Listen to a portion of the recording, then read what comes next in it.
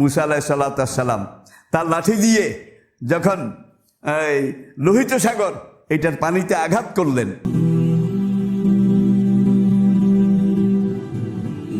Islamic Voice. Follow Islam as your lifestyle. ফেরাউনের পালা শুরু হয়ে গেল।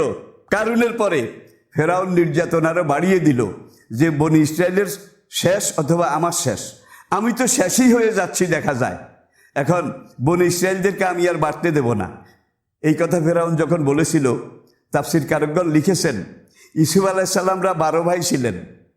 11 জন ভাই এক মায়ের পেটের, আরেকজন ভাই অন্য মায়ের গর্ভের, তার নাম ছিল বেনিয়ামিন বা বনিয়ামিন।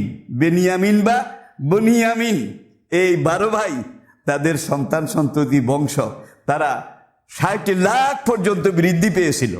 এবং এখান থেকে বোঝা যায় ফেরাউনের ধ্বংস এবং নিমজ্জিত হওয়ার সময় ইউসুফ আলাইহিস সালাম এবং তার ভাইদের বংশধর মিশরে 60 লাখ, কোনো তাফসিরকারক তার চাইতে বেশি এটা উল্লেখ করেছেন। এইবার ইউসুফ আলাইহিস সালাম আর তার কিছু সন্তান মিশর থেকে অন্যান্য এলাকায় হিজরত করে গিয়ে সেখানে বসতি স্থাপন করে বংশ পরম্পরা যারা নবী ছিলেন তারা নবুয়তের দাওয়া কাজ করেছেন।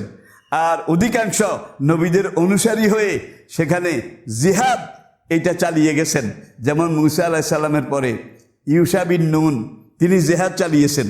এইভাবে যুগে যুগে আল্লাহর এই দিনে আল জিহাদ ও মাজিন ইলা ইয়াউমিল কিয়ামাতে, দিন কায়েমের পথে জিহাদ করা এটা অতীতেও ছিল, এখনো আছে, ভবিষ্যতে কিয়ামত পর্যন্ত চলবে।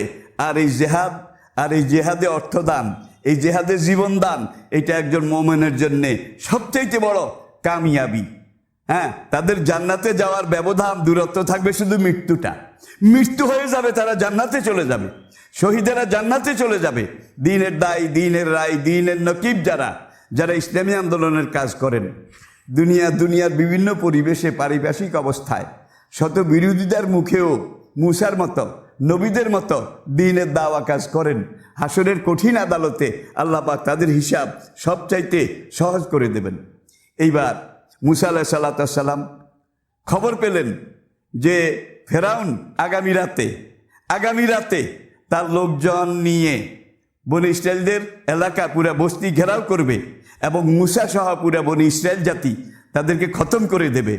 এখন নবুয়তের দূরদৃষ্টি থেকে মুসা জানতে পারলেন। আবার ফেরাউনের দরবারেরই কোনো মন্ত্রী, কোনো উপদেষ্টা এসে মুসাকে কানে কানে বলে দিল, মুসা সিদ্ধান্ত কিন্তু হয়ে গেছে, আগামীকাল সকালে তোমাকে ঘেরাও করা হবে, তোমার বস্তি ঘেরাও করা হবে, একটা লোকও থাকবে না। ফেরাউন গোপনে গোপনে 70 লক্ষ সৈন্য একত্র করেছে বনি ইসরায়েল 60 লক্ষকে খতম করার জন্যে। সুতরাং তুমি যদি বাঁচতে চাও তাহলে তুমি এই শেষ রাতে এই মিশর পরিত্যাগ করে তুমি অন্য কোথাও চলে যাও। কথায় বলে দেওয়ালেরও কান আছে। ফেরাউন এত গোপনে মিটিং করেছে, গোপনে সিদ্ধান্ত নিয়েছে, কিন্তু ফেরাউনের দরবারেরই একজন উপদেষ্টা এসে মুসাকে খবরটা জানিয়ে দিলেন। আবার আসিয়াকে গিয়েও এই খবর কিন্তু ফেরাউনের দরবারের একজন সে গিয়ে জানিয়েছিল। তাহলে বোঝা গেল আল্লাহর কাজ এটা এমন এক ভেদ, এটা এমন এক গোপন রহস্য যেটাকে জানার ক্ষমতা মানুষের নেই। আল্লাহ পাক কোনো সময় দুশ্মনদেরকে দিয়েও দ্বীনের পক্ষে কাজ করান, দুশ্মনদেরকে দিয়েও দ্বীনের খেদমত এটা আল্লাহ কোনো যুগে গ্রহণ করেছেন এবং করান। এই যুগও এই অবস্থা থেকে খালি নয়।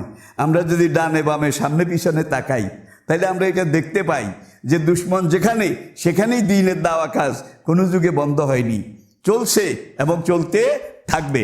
আল্লাহ পাকের কাছে ফরিয়াদ করি যে মুসা আলাইহিস সালাম তার অনুসারীদের মতো, ইব্রাহিম আলাইহিস সালাম তার অনুসারীদের মতো, নবী আম্বিয়ায়ে কেরাম তার অনুসারীদের মতো আল্লাহ পাক জীবনের শেষ মুহূর্ত পর্যন্ত আমাদেরকে দ্বীনের এই পথে অটল, অনড়, অবিচলভাবে পাহাড়ের মতো দাঁড়িয়ে থেকে বাধার বিন্ধ্যাচলকে প্রতিরোধ করে জান্নাতের সোনার সিঁড়ি বেয়ে আমরা জান্নাতে যেতে পারি।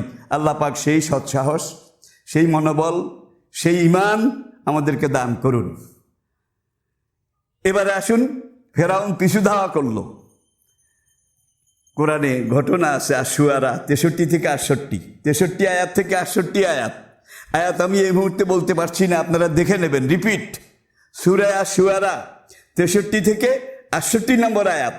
এই আয়াতগুলোর তর্জমা এখন আমি আপনাদেরকে বলছি, এবং এটাই কিন্তু কারুনের ধ্বংসের পরে ফেরাউনের ভরাডুবি এবং মুসা আলাইহিস সালামের 100% মুক্তি, এবং ইসলামী আন্দোলনের কর্মী 60,000 বনি ইসরায়েল তারা মিশরে সেটেলড আপ হয়েছিল, আবার কেউ কেউ ফিলিস্তিনে এসে সেটেলড আপ হয়েছিল, আবার কেউ ইরাকে সেটেলড আপ হয়েছিল।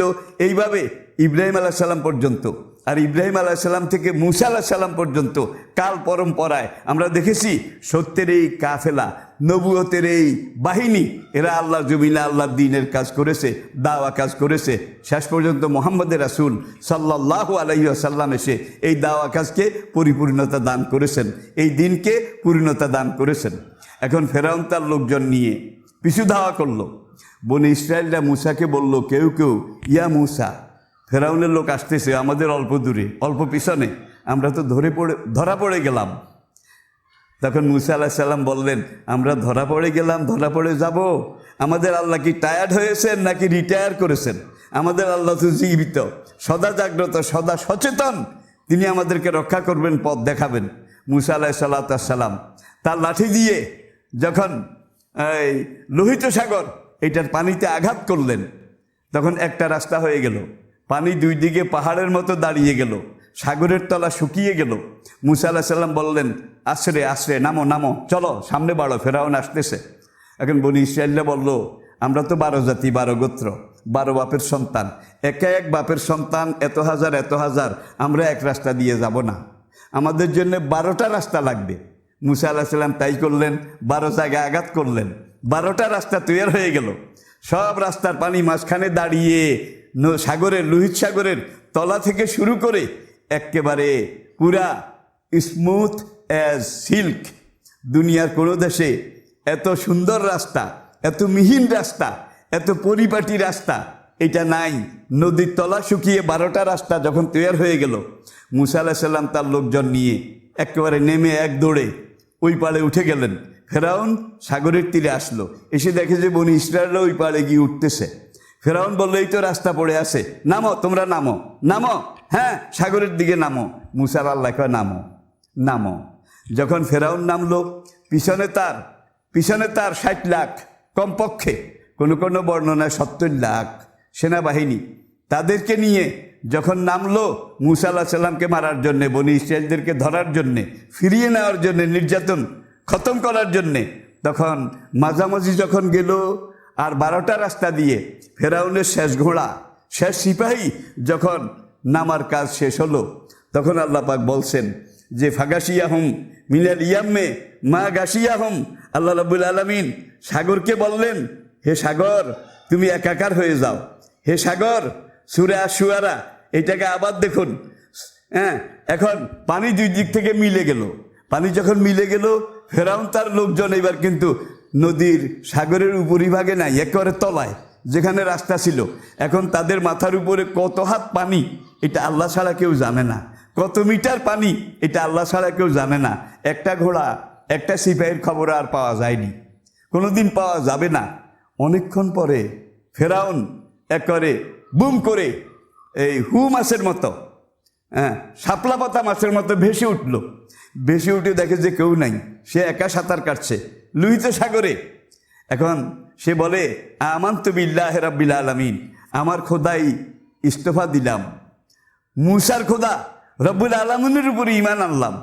পিছন থেকে ঢেউ এসে এমন চাপ দিল, তার নাক মুখ দিয়ে নোনা পানি যখন একেবারে ঢুকে গিয়ে তার ফুসফুস পর্যন্ত পৌঁছে গেল, সে দ্বিতীয়বার বলল, আমানতু বিরব্বি মুসা ও হারুন।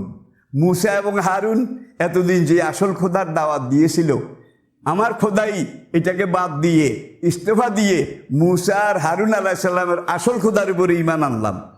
আরেকটা ঢেউ এসে আরেক চাপ দিল, জন্মের মতো লোনা পানি এবারও খেলো, নাক মুখ দিয়ে ঢুকলো, আবার ভেসে উঠলো। ভেসে উঠার পরে সে এবার বলে, আমানতু বিরব্বিল্লাযী আমানু বিহি বনু ইসরাইল। আমার চোখের সামনে মুসা এবং বনি ইসরায়েলরা যে আসল খোদার উপরে ঈমান এনে দরিয়া পার হয়ে গেল, নদী শুকিয়ে গেল, সেই আসল খোদার উপরে ঈমান আনলাম। মুসার খোদা বলে, আল-আন, এখন এত দেরিতে তুই কত খেলা দেখিয়েছিস, দ্বীনের বিরুদ্ধে, নবুয়তের বিরুদ্ধে কত রকমের কত কিছু করেছিস।